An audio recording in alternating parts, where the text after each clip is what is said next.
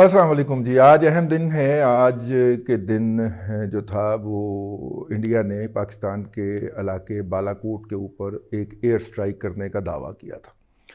और अब इसमें यहाँ पे दो सवालात पैदा होते हैं कि क्या वो इंडिया के जहाज़ जो थे वो पाकिस्तान के अंदर तक आए।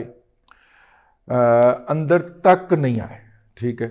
वो जहाज़ जब ऐसे घूमता है और ऐसे घूम के वापस जाता है तो वो थोड़े 6-7 किलोमीटर के लिए तो अंदर आएगा, लेकिन वो उसके फ़ौरन बाद अपनी वापस चला जाएगा। और एलओसी वैसे भी बॉर्डर नहीं है तो उसे हम वायलेशन ऑफ बॉर्डर के अंदर नहीं कह सकते। इससे जबकि पाकिस्तान के जहाज़ों ने अगले दिन जो किया था, जिसके ऊपर हम दूसरा वीलॉग करेंगे, और इससे उठ के ज़रा मज़ीद चीज़ें डिस्कस करेंगे। और ये जो पाकिस्तान के जहाज़ों ने वो वाली वायलेशन नहीं की। आप कहेंगे कि वायलेशन नहीं की तो अपना इतना अंदर तक वो फिर स्ट्राइक कैसे हो गई। तो नए जो जदीद हथियार आए हैं जिनको हम स्टैंड ऑफ वेपन कहते हैं, अखां वाला बम जी आंखों वाला बम कह सकते हैं आप उसको। और ये हमारे रवायती बम जो हैं, ये हमने उसके ऊपर वो जो जिस तरह टीवी पे नहीं किट लगा लें और वो डिजिटल बना लें उसको, इसी तरह हम उसके ऊपर किट लगा लेते हैं। उस किट में छोटा सा कैमरा होता है जो आखिरी लम्हे तक आपको बताता रहता है कि आपका जो बम है वो मुतलका टारगेट पे लगा है कि नहीं लगा, और उसको कंट्रोल भी किया जा सकता है, उसकी डायरेक्शन भी जो, यानी वो ऐसा अक्लमंद बम होता है जो टारगेट को लब के उसको जाके ढज करता है।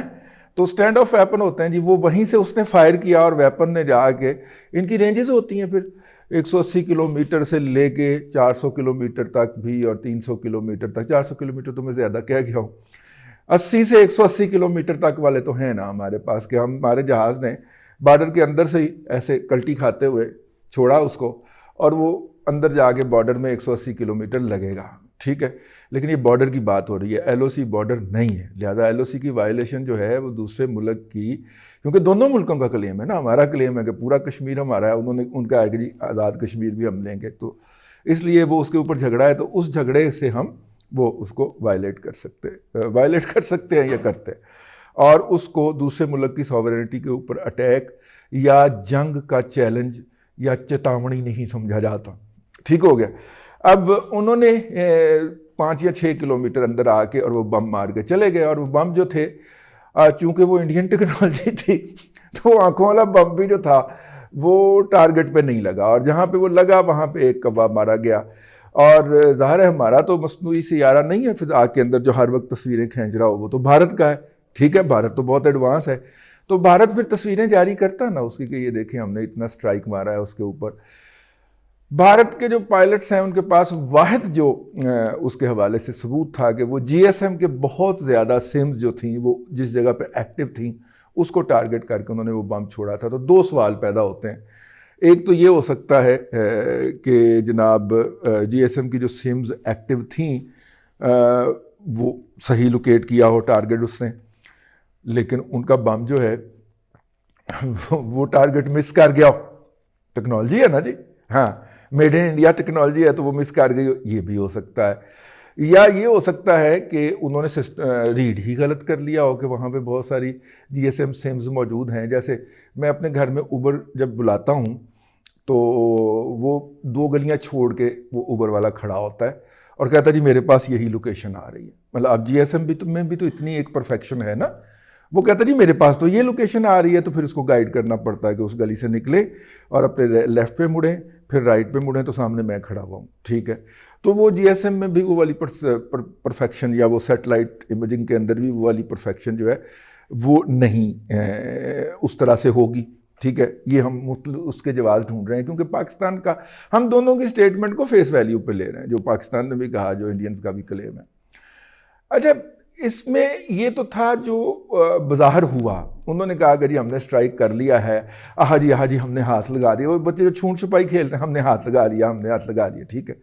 और पाकिस्तान कहता है कि नहीं लगाई। अच्छा, ये तो है जो फ्रंट के ऊपर जो गेम हो रही थी, ठीक है। और उसके बाद फिर उसको वो ले दौड़े और उन्होंने सोशल मीडिया के ऊपर इस पे ठीक ठाक अपनी इन्वेस्टमेंट जो कर रखी है वो डिस्प्ले की, सोशल मीडिया के मसल जो थे वो डिस्प्ले किए। और जिन आईडीज़ ने उनकी मुदाफ़त करने की, उनके ख़िलाफ़ उनकी मुखालफत करने की कोशिश की या उनके ख़िलाफ़ मुदाफ़त करने की कोशिश की, वो आईडी जो थी वो मिस्टीरियस तरीके से, बड़े खुफिया तरीके से डिसेबल होती गई। तो लिहाजा वो उन्होंने सोशल मीडिया की जंग जो थी वो जीत ली। लेकिन सोशल मीडिया की जंग क्या ये थी इस दिन साबित करना, जो मैं बात दूसरे विलाग में ज़्यादा डिटेल के साथ कहूँगा, क्या सोशल मीडिया की जंग महज ये थी ये साबित करना कि हमने स्ट्राइक कर लिया? मेरा ख्याल है, आज मैं बैठ के 2 साल बाद उसका तजिया कर रहा हूँ, मेरा ख्याल ये नहीं था। और क्यों नहीं था? उनका ये साबित करना था, ये नहीं था कि हमने स्ट्राइक कर लिया है और हमने तबाह बर्बाद कर दिया, बल्कि वहाँ पे टारगेट ये था कि हमने ये इस्टेब्लिश करना है कि वहाँ पे टेररिस्ट ट्रेनिंग के जो कैंप हैं वो आम जगहों पे, शहरों के अंदर भी, इधर उधर भी पाए जाते। ठीक हो गया? लिहाजा कल को अगर वो किसी शहर के ऊपर बम मारते हैं तो उसका जवाब ये पेश करें कि यहाँ पे ट्रेनिंग कैंप थे। और ये चीज़ उन्होंने सोशल मीडिया के प्रोपेगेंडा के ज़रिए हासिल की कि उन्होंने एक बार और इतना स्टैब्लिश किया कि उसके बाद हर प्लेटफॉर्म पे, FATF में, इधर उधर यही सवाल हमसे पूछा जाता है।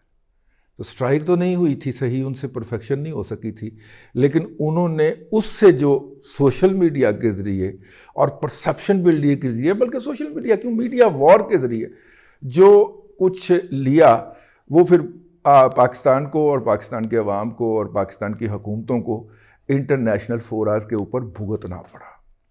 अक़वाम मुत्तहिदा की कम अज़ कम पिछले 2 साल के अंदर 3 रिपोर्टें आई हैं ह्यूमन राइट्स वायलेशन की और वगैरह वगैरह की इंडिया के ख़िलाफ़।